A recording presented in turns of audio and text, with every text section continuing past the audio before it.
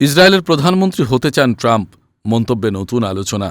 মজার ছলে ইসরায়েলের প্রধানমন্ত্রী পদে নির্বাচন করার ইচ্ছার কথা জানিয়েছেন মার্কিন প্রেসিডেন্ট ডোনাল্ড ট্রাম্প। সাংবাদিকদের সঙ্গে আলাপকালে তিনি দাবি করেন ইসরায়েলে তার জনপ্রিয়তা অনেক বেশি। যুক্তরাষ্ট্র কোস্ট গার্ড একাডেমির সমাবর্তনের আগে বুধবার সাংবাদিকদের সঙ্গে কথা বলেন ট্রাম্প। এ সময় তিনি বলেন, হয়তো এটা শেষ করার পর আমি ইসরায়েলে যাব, প্রধানমন্ত্রী পদে নির্বাচন করব। ট্রাম্প দাবি করেন, সম্প্রতি দেখা একটি জরিপে ইসরায়েলের তিনি ৯৯% সমর্থন পেয়েছেন। যদিও তিনি কোনো জরিপের কথা বলছেন তা স্পষ্ট করেননি। এ বিষয়ে হোয়াইট হাউস থেকেও তাৎক্ষণিক কোনো মন্তব্য পাওয়া যায়নি। বর্তমানে ইসরায়েলের প্রধানমন্ত্রী হিসেবে দায়িত্ব পালন করছেন বেনিয়ামিন নেতানিয়াহু।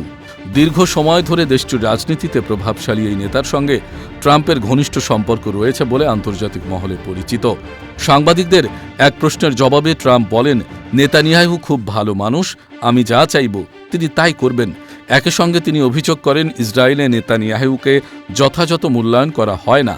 ইরানকে কেন্দ্র করে মধ্যপ্রাচ্যে চলমান উত্তেজনার মধ্যেই ট্রাম্পের এই মন্তব্য নতুন করে আলোচনার জন্ম দিয়েছে।